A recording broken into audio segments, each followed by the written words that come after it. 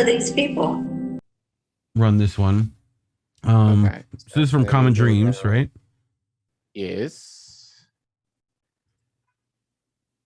Just need to pull it up so I can read it on my screen. So I know like Sabi and maybe a few others have reported on this, but but this took place in DC this past weekend. So the Poorest People's March was here. I didn't go because reasons. I mean, probably in hindsight, actually there was a concert going on at the same time, and I almost kind of felt like, the concert was announced after this was announced. So I Oh, almost kind okay. of feel like that was almost on purpose in a sense. Right. But went to the concert, this, but shitty Yeah. time. But Mm. never have like a block party with rich celebrities in like a 5-block radius on a 4-lane main street. Yeah, probably not a good move. Can't do it. But yeah, anyway, so the Poor People's March, organizing for peace, justice, and equality. Tens of thousands of people joined the mass Poor People's and Low-Wage Workers Assembly and Memorial March on Washington and to the polls on June 18th. After her niece, a low-income mother of 3, was murdered several years ago, Walega Mashak of Galt, California, joined missing and murdered Indigenous women to feel less alone in her grief. She also joined the state chapter of the Poor People's Campaign, and on Saturday, June 18th, she stood with tens of thousands of people in Washington, D.C., representing MMIW, to condemn government policies that elevate militarism over human needs and to denounce religious bigotry and legislation that allows racism, sexism, classism, and homophobia to persist. The day was a mix of the personal and the political. The Reverend Jennifer Bartlett. Oh, it's not changing. Oh, it's not? No. Why does it just stop that? Hold on. Where are we at? 35 is what I'm on. Flight 37 now. Cool. Oh, you know why? Because I'm not using Google's remote. Gotcha. Yeah. I forgot. Okay. Try it now. Hold on. Yeah, there we go. There we go. Because I have to read it and click. So yeah. The day was a mix of the personal and the political. The Reverend Jennifer Barrett, a disciple of church pastor from Kansas City, Kansas, was initially drawn to the Mass Poor People's and Low-Wage Workers Assembly and Memorial March on Washington and to the polls because of the increased barriers to voting in the United States. Okay. Oh. Valor Starr, a lay pastor from Chicago's Bethel Lutheran Church, is standing near the barracks and overhears our conversation. As a child in 1968, she says, she didn't understand the importance of the original Poor People's Campaign led by the Reverend Martin Luther King Jr. Now I know, she says. Yes, the arc may bend towards justice, but it's not bending fast enough. I'm here with a group of Black children from my church, and I want them to feel what it means to rise up and organize for peace, justice, and equality. Like many at Saturday's March, Starr believes that spiritual uplift is separate from activism and stresses that prayer and practice are two sides of the same coin. Praying with our feet, an idea popularized by Frederick Douglass, is important, she says, since change will not happen without pressure. Okay. Okay.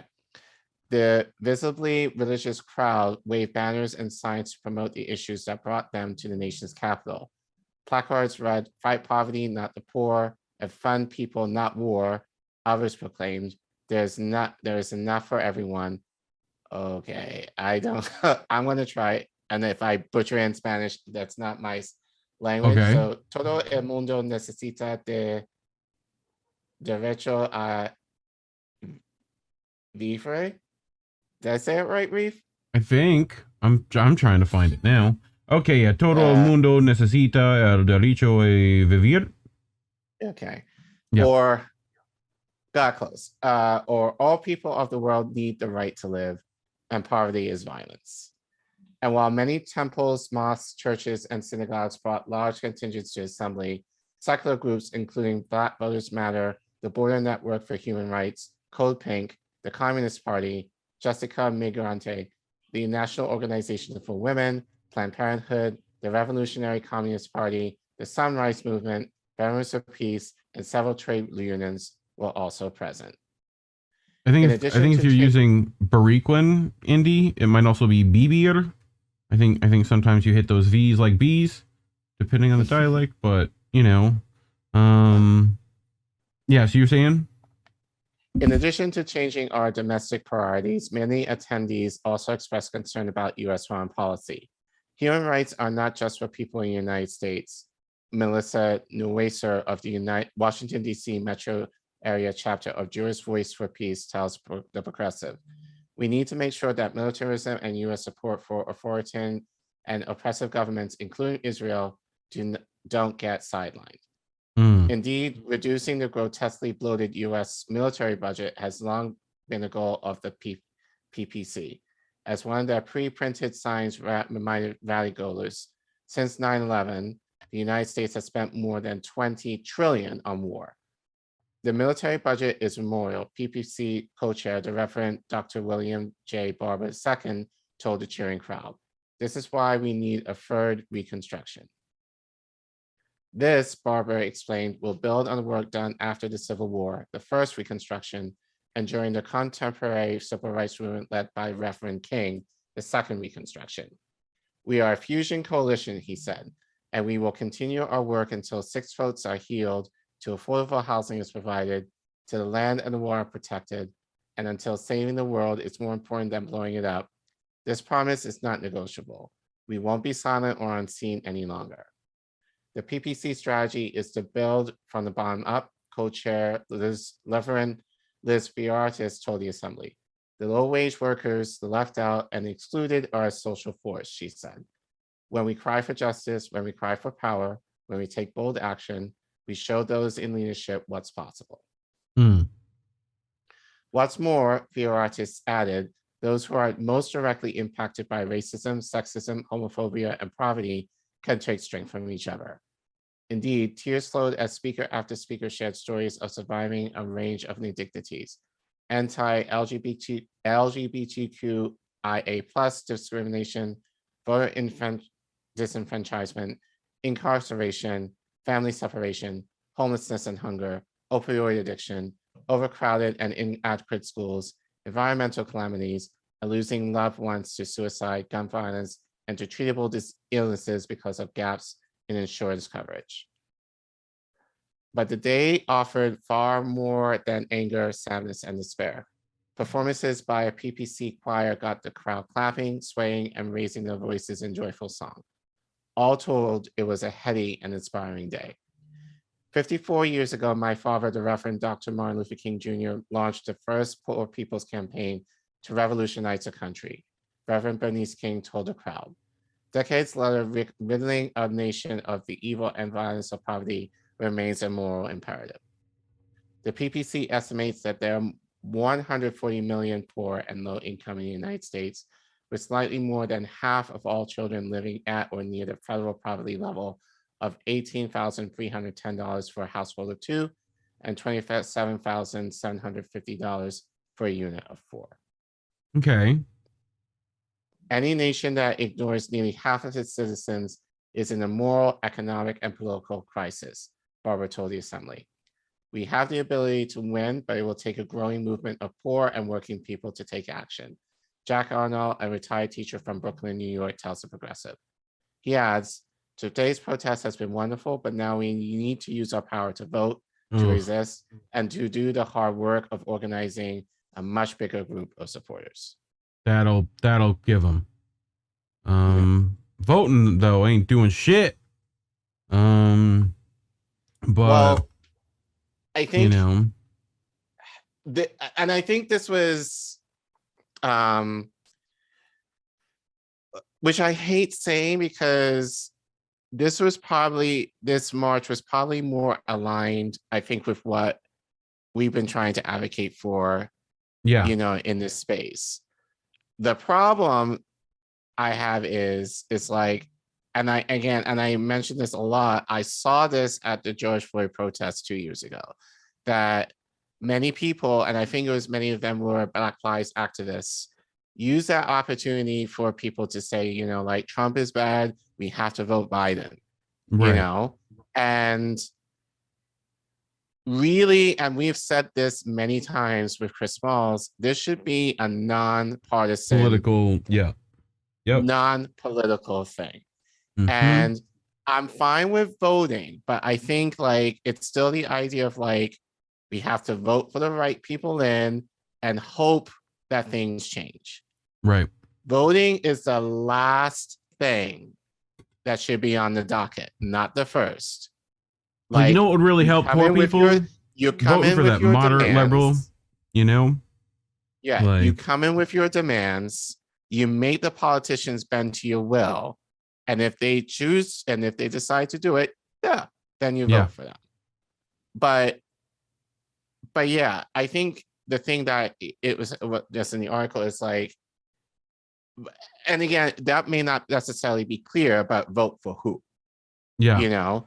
Like, are they going to talk about voting independent or Green Party?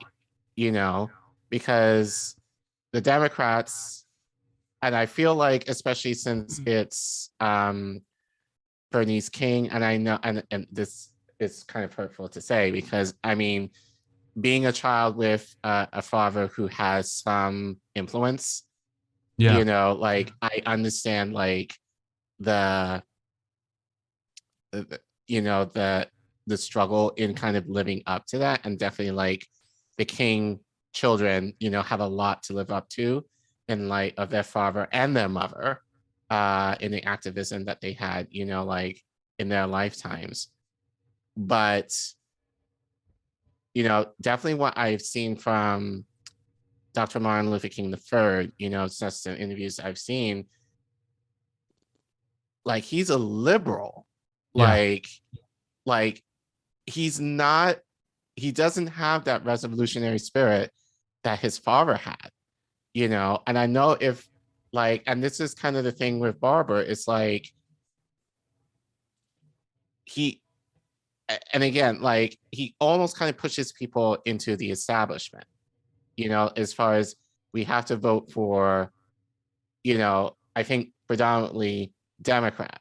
And it's like, yeah, like this should be a nonpartisan issue. And I feel like with this, they were so close to Yeah. actually having the idea of what a nonpartisan coalition, especially of the working class, should be like.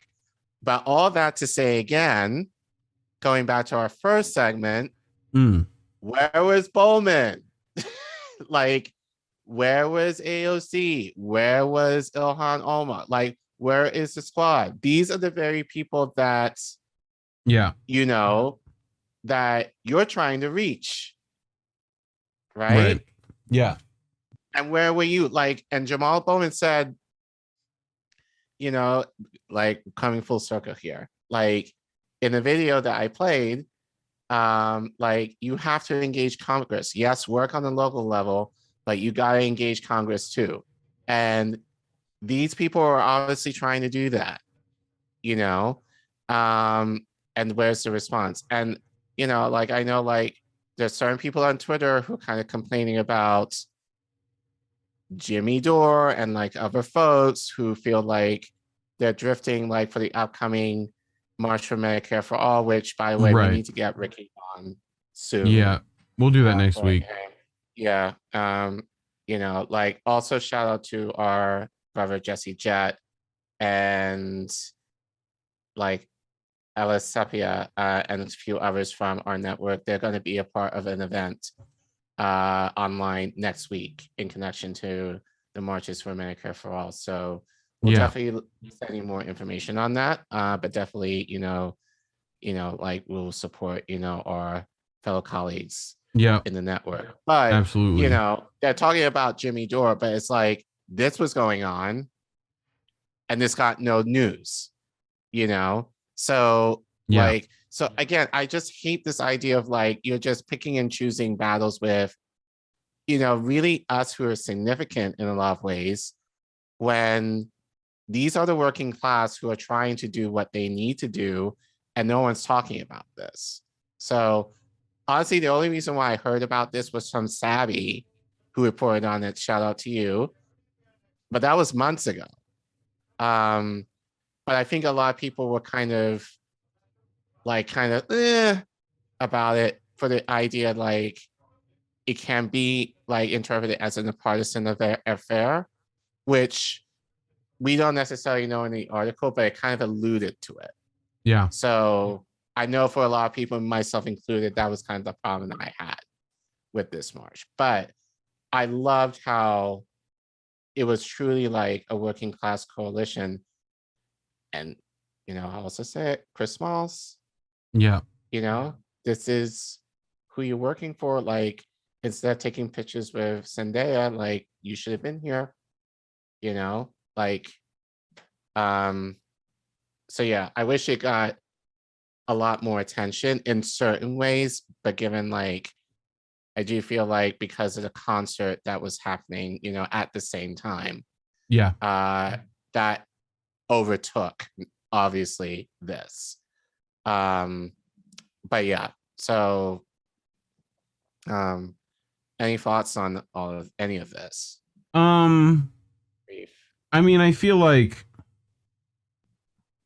it just shows that, like, for one, this whole thing kind of got like co-opted and weird already, right? Mhm. This poor people's thing. And then on top of that, none of the ones that are already co-opted and weird who could at least use this as like lip service didn't. Right.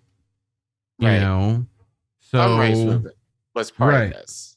Right. Yep. And like no coverage, no coverage, no nothing. know. And like, yeah, and some race, yeah. And now I'm thinking about it, like, this should have gotten more, especially a lot of play from them. Like, we'll have to check their Twitter feeds, but Yeah. like, I didn't hear much from anybody about this.